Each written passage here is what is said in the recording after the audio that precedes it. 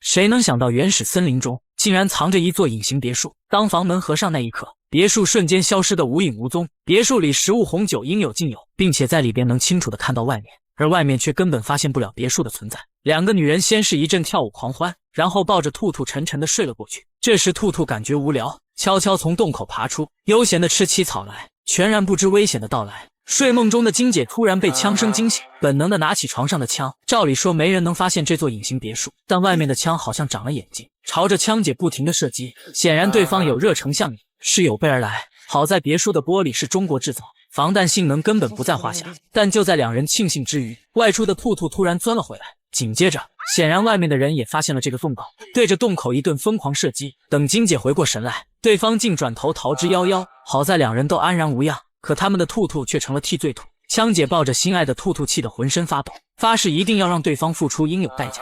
此时金姐早已料到是谁干的。金姐和枪姐本是一对顶级神偷，但他们受够了刀尖舔血的日子，而且攒下的钱也足够下半辈子衣食无忧了。于是他们向老板提出隐退，但老板很清楚，两人办事向来所向披靡，自然不肯放过这么得力的赚钱工具，一口回绝了两人。于是两人带着心爱的兔兔藏进了秘密打造的隐形别墅，试图摆脱老板的控制。很显然，这次的突袭就是老板的警告。金姐气冲冲找老板理论 C'était quoi ce putain de coup de pression? Mais moi aussi, je suis contente de te voir. Tu déjeunes à coup? 金姐刚进厨房，老板就令手下抓住一个厨子，用厨子的性命做威胁，命令金姐接下下一个任务。无奈之下，善良的金姐只好妥协。两人依照老板的指示找到接头人，这次他们的任务是去巴黎的修道院偷一幅价值连城的名画。金姐以枪姐车技太烂为由，要求添加一名专业司机。接头人推荐了职业赛车手山姆。两人来找山姆时，他正在愤怒地训责队员黑妹。看到这里暂停一下，天气热该运动了。想买跑鞋先去识货 APP 看，直接替你找底价。像 Nike、飞马、李宁、赤兔7还有乔丹体育，实时查看全网正品渠道价格走势。当前是常卖价4、5折，入手准划算。平台对收录店铺质检筛选并收录优惠补贴，有安心购标志，还提供假一赔3售后服务，主打的安心还省钱。现在进评论区新人送福利。黑妹一怒之下抢下头盔，开上车子扬长而去。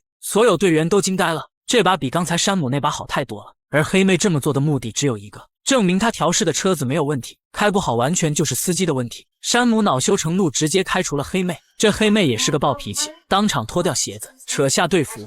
Avec plaisir. 金姐两人看得目瞪口呆。 Elle est démente. Non mais faut qu'on lui paye un verre. Et des fringues. Waouh. 看黑妹离开后，两人迅速找到她。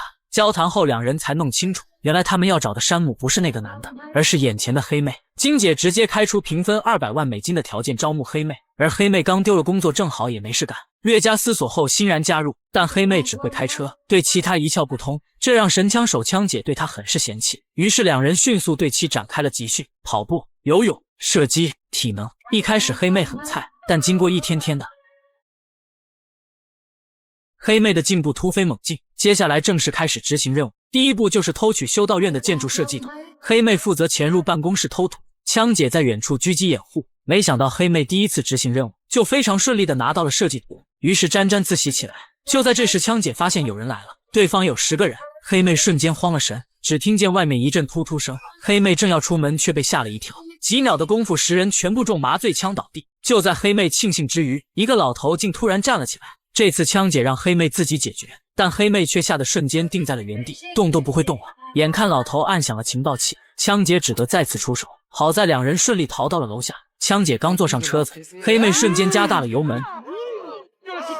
黑妹以95每公里的时速带着枪姐疯狂逃跑，仅仅5分钟的时间就穿过了整个科西嘉岛，整的枪姐浑身上下都想吐。这次任务下来，让本来互看不顺眼的两人彼此都认可了对方的实力。接下来的任务就是最重要的偷画了，但在此之前他们还有件更重要的事，为心爱的兔兔报仇。枪姐提前登上高处，装好枪上好膛。黑妹两人开着跑车停在一个巷子里。On nous a dit que vous cherchez deux danseuses. Donc on vient se présenter à vous. On vous montre? Maledette. 金姐两人当街开始跳舞，几个男人丝毫不知死期将至。就在几人看得神魂颠倒时，舞蹈继续，金姐的手在背面比出一个2，眨眼间，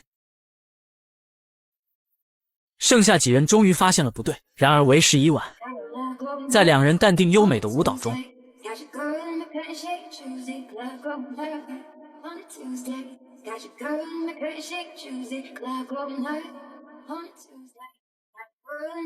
几人怎么也想不到，他们会因为打死一只兔子而丢掉性命。大仇得报后，几人心情格外美丽。此时，金姐说出了一个藏在心中许久的秘密，她怀孕了。两人惊讶的同时，也真心替金姐开心，还一起想好了小孩的名字小拉。几人回去时，接头人已经将最终的偷画流程设计好了。金姐和枪姐提前藏进雕像内，接头人扮成餐车摊主勘察情况，在合适时机发出行动信号。黑妹负责开车在外面接应。要说这接头人也真是不靠谱，还没开工就饿了，要自己给自己整点吃的。然而一不小心将耳机掉进了面糊里，枪姐、金姐这边迟迟等不到行动信号，两人直接破壳而出。此时接头人的耳机由于掉进面糊，突然信号中断，耳机还没修好，对面就来了一大批演出者。一大早的他们也没吃饭，正好看到接头人的餐车，于是一窝蜂的过来点餐。而黑妹这边也遇到了麻烦，她停的位置是拖车专用位，工作人员要求她必须挪车。尽管状况百出，金姐两人还是打算按计划执行任务。先是几发麻醉枪将监控室的保安打晕，然后黑掉监控系统，接着就是最重要的偷画了。金姐正在裁画，突然一束强光射来，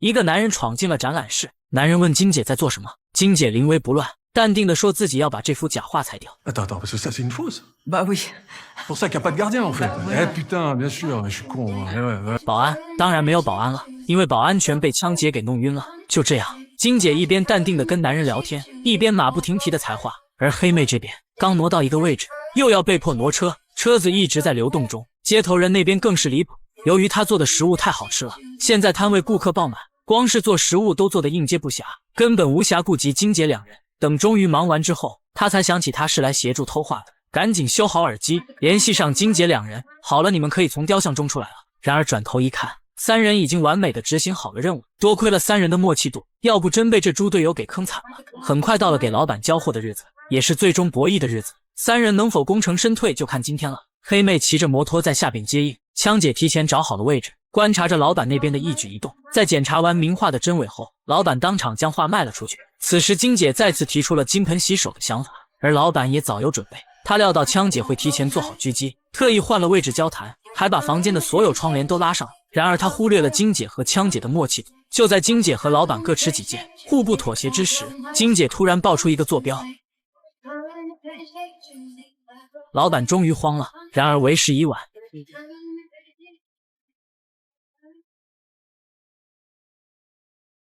很快楼上警报四起，保安立即冲上楼，大批警察也赶过来。而金姐早已做好了走不掉的准备，她早已计划好了要用自己一人的牺牲换回枪姐和黑妹两人的自由，以后再也没人可以胁迫他们做事了。如果还想继续现在的生活，那么两人就是最好的搭档。金姐让枪姐赶紧离开，但枪姐却说什么都不肯走。很快大批武装警察闯了进来，金姐刚举起枪就被击毙，眼看已经无力回天，枪姐只好按既定的路线逃到了14号房间，那里有直接通往房顶的通道。转眼间金姐被装进了裹尸袋，黑妹也骑着摩托伤心离去。对于这样的结果，屋顶的枪姐一时难以置信，但也只能接受。4年后，黑妹突然找到了枪姐，此时的枪姐按照金姐预想的那样，有了自己的小院，过着田园般的生活。但遗憾的是，她还是没从金姐离去的遗憾中走出来。黑妹将她带到一个神秘的地方，枪姐仅仅看了一眼就愣住了。帐篷中坐着一个小女孩，跟记忆中的金姐一模一样。Tu t'appelles comment? 枪姐瞬间泪目，此时背后伸出一只手，原来金姐还活着，而这一切都是金姐提前计划好的。早在行动之前，金姐就提前部署好了一切。楼下的保镖队伍中，她早早就安置了自己的人。那次行动，她不光要解决老板，还几人自由，还要帮太过依赖自己的枪姐找回自我。枪姐14岁就跟了金姐，由于太过依赖金姐，枪姐早已失去了自己的个性与生活追求。金姐故意制造出自己死亡的假象，就是为了让枪姐在没有自己的日子里慢慢想清楚自己到底要怎么活。此片名字叫《女僚机》，是一个偏文艺的女性动作片，全片围绕3个女人的友谊展开，从很多细节中体现了女性之间的相互理解、相互体谅、相互救赎。片中几人之间的对话也很诙谐幽默。由于篇幅有限，在视频里就不一一展开了，有兴趣的可以去观看原片。好了，今天的故事就到这里，我是小米椒，咱们下期再见。